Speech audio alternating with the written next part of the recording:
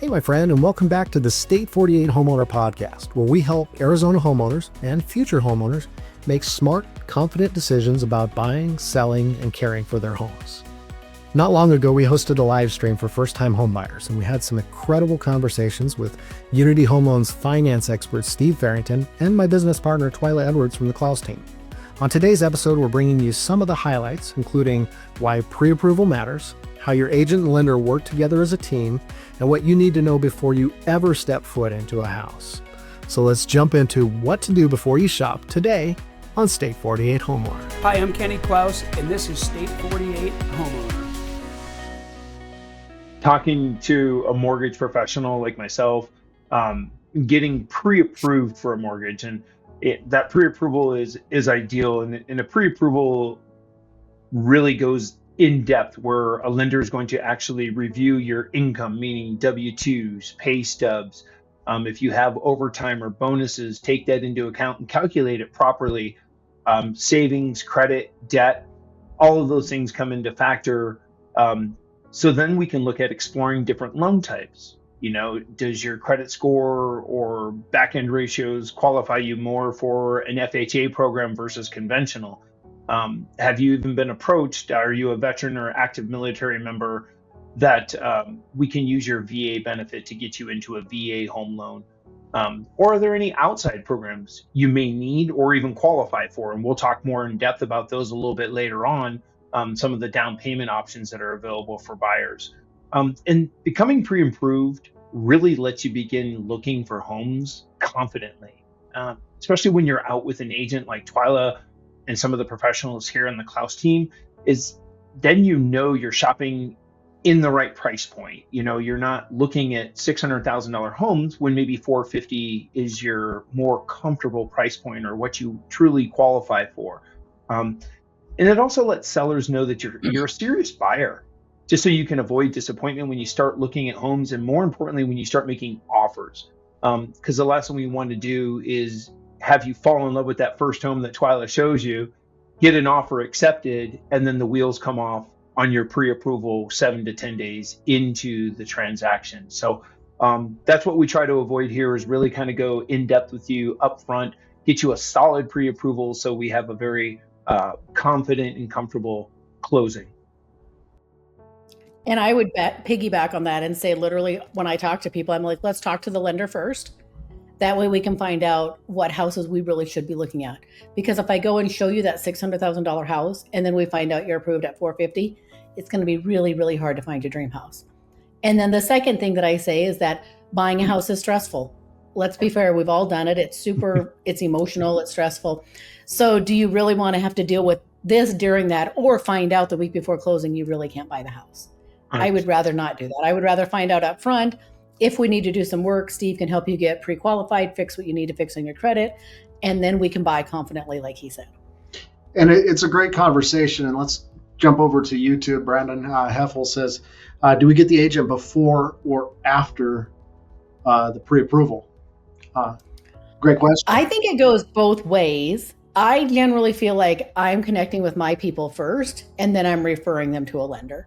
But I know sometimes lenders get people in there first, so it really just depends. But if you know someone, I would talk to them first. Yeah, I think it actually happens both ways. I think there's times that people will talk to the lender first and talk to, Steve first and start the conversation there, and then Steve will say, hey, let's bring in an agent at this point. One of the best things to do is to have it where the mortgage professional and the agent can talk to each other and have those conversations, so that we're on the same page, that we know how we're going to be doing offers, what we need to ask for, how we need to frame the offer, what kind of loan program it is, all the intricacies of all that kind of stuff. So whether the agent is before or after the pre-approval, we just want to make sure that both of them are talking. Well, we work together as a team once we're out shopping. If I submit an offer, I generally add the lender onto it, because I want Steve or whoever the lender is to pick up the phone and make a phone call to the listing agent to say, hey, they're fully pre-qualified. It's really a group effort to get you to the finish line. So yeah.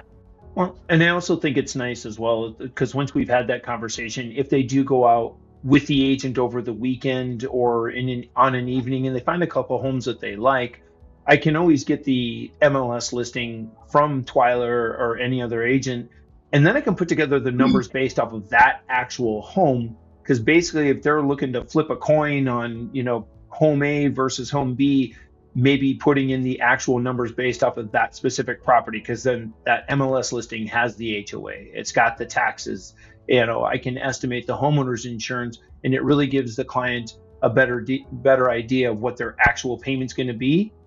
And then maybe it helps them solidify their offer, choosing one home versus another.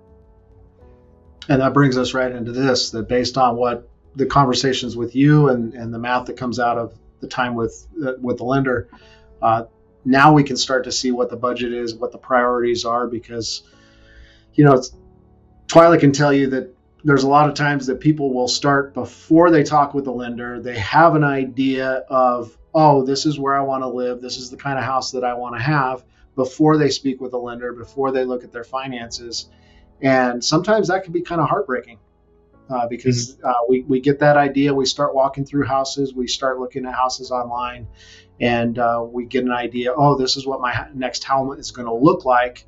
And then we find out, oh, well, our actual budget is actually going to be here. Well, and I think sometimes people jump on and do like the online mortgage calculators, but then they don't usually include mortgage insurance or regular insurance or HOA. So you're still off a little bit. So I think it's great to find out for sure. I think the other thing on this slide is they talk about single family home versus condo, townhouse, manufactured homes. I know a lot of people, especially my first time buyers that I'm working with this year, their first thought is, I want to buy a condo. I want to live in Chandler and I want to be in a condo because that's what's affordable when you're looking at the price points. But once you look at the payment and then you add those HOAs onto them, not sometimes, you can truly buy more house. If you buy a house, your purchase price can go up. So that's something that I'll reach out to Steve and say, hey, we're looking at a condo. It's listed for this amount. The HOA is $300 a month. If we go to a house, he can tell us, well, if you go to a house, you have more buying power. Your purchase price can go up a little bit. I've seen that depending on the HOA, to Twila's point, to where that can be tens of thousands of dollars in difference in a price point. I mean, you could be looking at a $285 condominium with a $400 or $500 a month HOA because of the amenities that it offers. And that can translate sometimes into a $335,000 home. So it can be quite a significant difference. And again, that's where having the partnership between your agent and the lender and having that pre-approval up front, because then we can slide the numbers in. Communication is key throughout the process, and us communicating with you as our client makes it a just much more enjoyable and less stressful experience. I also think that's the experience in an agent too, to say, hey, here's what you're getting. And some of those condos are old. I mean, I sell condos, but we were just looking in Chandler at some, and they were like the late 70s, early 80s, and they feel like that. So when you look at that versus, wait, if we go to a house, maybe it's not the ideal location, you're going to drive a little bit farther, but you can have more purchasing power. So.